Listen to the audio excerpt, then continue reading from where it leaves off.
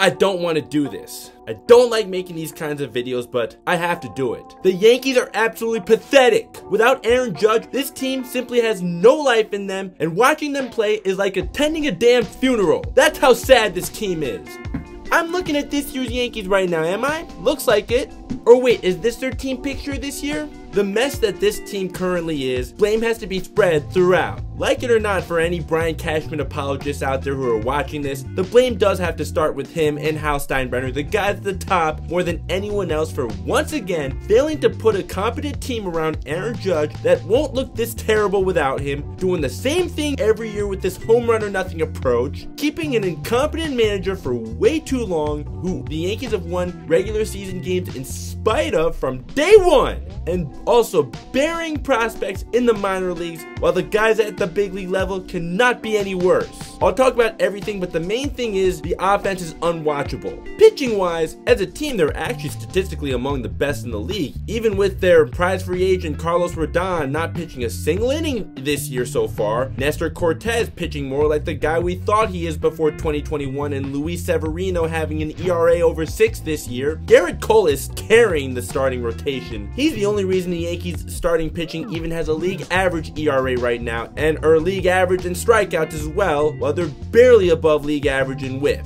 The Yankees actually have the best bullpen ERA in Major League Baseball, but the starting pitching outside of Garrett Cole is a problem. Main thing though is their offense looks shot. They are dead weight. Oh my god, their offense is so unwatchable. Aaron Boone is a terrible manager who's been given way too long of a leash, but there are many more problems than just him, because it's not his fault that Brian Cashman thinks it's okay to just be this dependent on Aaron Judge. I'll talk about Boone for a little bit later, but first I want to talk about the guys that are actually playing and about how the Yankees constantly bury their prospects in the minor leagues. Their offense is so inconsistent because they're a home run or nothing team. They've been that way for years. Now when their best home run hitter is injured for the second time this year, they can't do anything. They are 2-15 in games they don't hit home runs. I've made this analogy for a long time. In basketball, you don't win championships by living and dying by the three. Same thing in baseball. You don't win championships by living and dying by the home run. Why is that? Because home runs are hard to hit, three-pointers are hard to make. The closer to the basket you are, the higher percentage shot you have. In baseball, you're more likely going to overswing than make contact if you swing for the fences. There's a reason why nobody has hit 60 home runs between 2001 and last year. It's because they're hard to hit. You put the ball in play,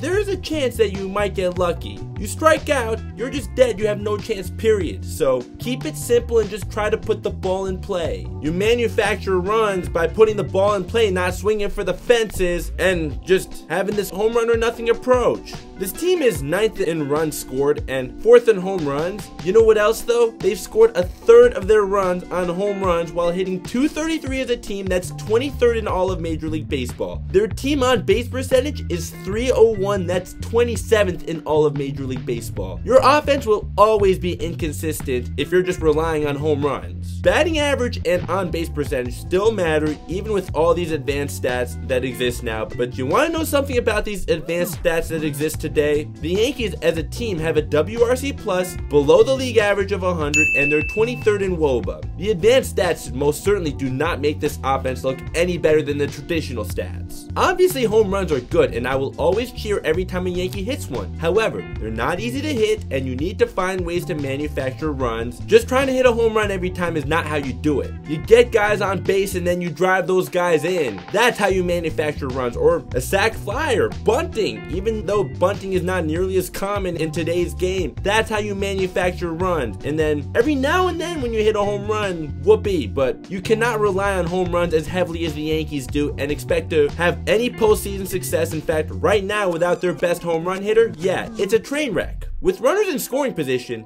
the Yankees are 18th in batting average and on base percentage, while 20th in OPS. Even worse though, they are second to last in RBIs with runners in scoring position. It's because they never change their approach no matter what the situation is. Just home run or nothing. If I as a guy on YouTube know that you need a different approach for every situation in baseball, this should be common sense to the guys playing professionally. Now, with burying their prospects, Ben Rortvedt is in the minor leagues while neither Jose Trevino or Kyle Higashioka Yoka can hit a beach ball. I get it that Trevi always was meant to be a defensive catcher. If he can't even hit 220, you have to do something about it. I don't care if he was an all-star last year. What happened last year should mean zero right now. There's not a single analytic that says hitting below 220 is unlucky. At least he doesn't strike out a ton, but it's not like he's hitting the ball hard at all. He's doing the exact opposite actually, and when he does hit the ball hard, he's always pulling the ball. We know Higashioka has never been a good hitter either, yet they are burying Ben Worthett in the minors and not even giving him a chance. Make this make sense to me. Or how about Anthony Volpe? I want to root for the local kid. He seems like a great guy, but he is not performing well enough to stay at the big league level. Stop leaving him for dead. You're gonna kill his confidence that way. Send him down and let him get his confidence back.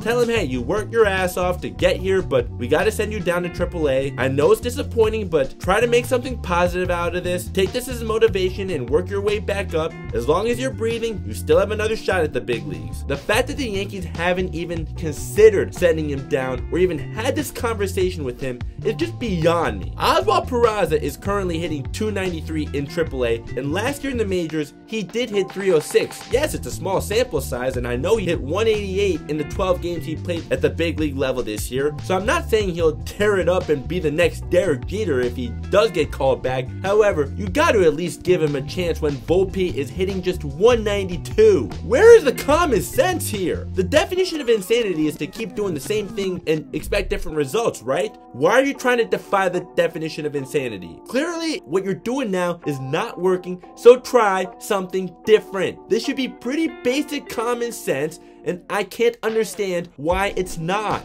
I get it with why they want to hype up these prospects only for them to not pan out or just stay in the minor leagues. Yeah, they want to keep us engaged. I understand that, but you know what? A better way to keep us engaged in a good way? Develop your prospects like the Astros do, like the Rays do, so you don't have to keep relying on going all out in free agency and spending money in the wrong places. The second highest payroll in Major League Baseball, and you're only barely above 500, and you're nothing without Aaron Judge. Now on to the veterans on this team, starting with Giancarlo Stanton. Man, I've been such a big defender of him since the day he arrived. I really do like the guy, but he's become really hard to defend at this point. Even last year with his struggles, he still wasn't anywhere near the extreme pull hitter that he is now. He's hard to watch now. He's always hurt, and this year he hasn't produced at all while making $32 million this year and another $32 million next year, and then again the year after. He hit 211 last year and he's hitting 204 now. His on-base percentage isn't even 300 right now. At least he owns up to it when he's struggling and he won't make excuses. We gotta win games regardless, so obviously, you know, so it's a big blow for us, but yeah, we gotta figure out how to win games. That's the situation we're in, so you can't have excuses. But that's the only thing I can still defend him for right now. He truly looks like a shell of his old self, and I hate to say it because I've always really liked him and always felt frustrated for him when he's been hurt, but there's no other way to put it besides the fact that he's been terrible since last year. I'll keep it short about Anthony Rizzo. Rizzo was on fire to start the season, hitting well over 300. Well, he's down to 265 now. He really needs Aaron Judge that badly to even be decent. DJ LeMahieu, I begged for Brian Cashman to go after him in 2018. I got my wish. He was phenomenal in the first 2 years he was here, but now, since getting that extension, which I'll admit, I thought this is fantastic to get him at a discount at the time, and boy was I wrong, there's no sugarcoating the fact that he is washed up. Even while not nearly as consistent as he used to be, and while he's been derailed by injuries, at least before this year he didn't strike out that much. Now he's striking out 26% of the time. I never would have guessed 3 years ago that DJ LeMahieu would be a reason why the Yankees are struggling, and here we are now. At least you did one thing that should be common sense. That's the DFA Aaron Hicks. As soon as he goes to the Orioles, now he's hitting 327 with a 441 on base percentage. I wonder why that is when he was so putrid with the Yankees. And now he's looking like an all-star in Baltimore. Let's see how long that lasts though, but just wow, as soon as Aaron Hicks leaves the Yankees, he's all of a sudden on fire. How about Josh Donaldson? He can play great defense at third base, I will give him that. Offensively though, he's trash. He hit just .222 last year with a .308 on base percentage while only hitting 15 home runs and pimping fly balls. Now he's hitting just .151 with a .233 on base percentage. As badly as the Yankees needed to get rid of Gary Sanchez, what the hell was the logic with bringing in Josh Donaldson, who was 36 at the time, now 37, while paying him over $20 million last year and this year, while giving up Gio Urshela, who's a lot younger and cheaper and is currently hitting $299 in Anaheim. At least after this year, there's the mutual option. Can we just get rid of him, please? He serves no purpose on this team.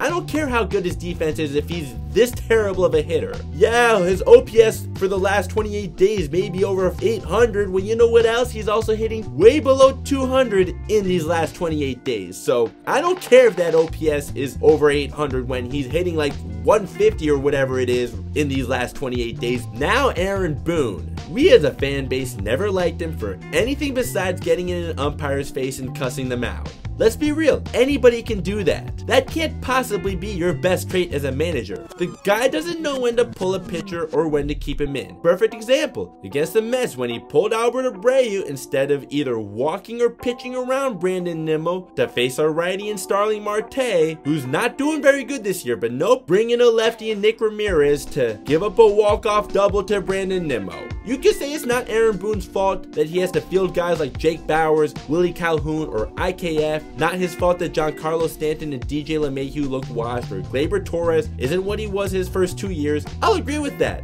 However, Boone's certainly not making things any better when he's doing things like what I just mentioned or hitting Josh Donaldson third against the Mets. I would also like for him to, please for the love of God, stop saying, oh, it's a competitive game. We did some things well, when clearly you're not doing nearly enough well. Competitive game, how about you win those competitive games? You're 10 and 13 in one-run games. I could say a lot more about Aaron Boone, but like I said earlier, Brian Cashman and Hal Steinbrenner are definitely more at fault than Aaron Boone is because they're the ones who put this team together. So that's all I'll say about Aaron Boone. Now on to the defense. The Yankees have taken a big step back from going from first in defensive runs, but they're actually still positive in defensive runs saved, outs above average, and runs above average. They're also 12th in errors. In that first game against the Red Sox in this 3-game sweep, only 2 errors were counted, but they really should have had 6 the way they were throwing the ball all over the place and kicking the ball like they're the bad news Bears.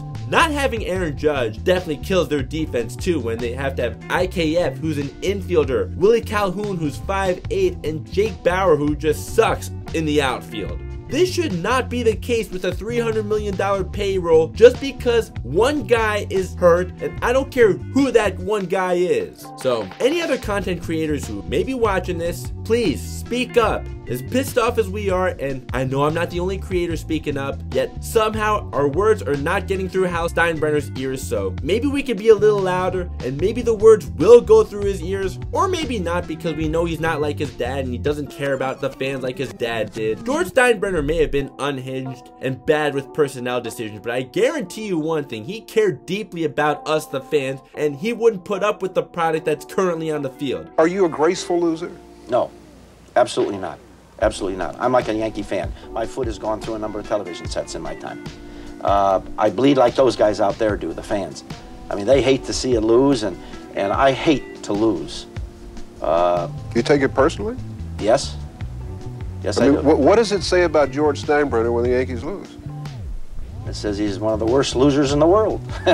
You show me a good loser, and I'll show you a loser.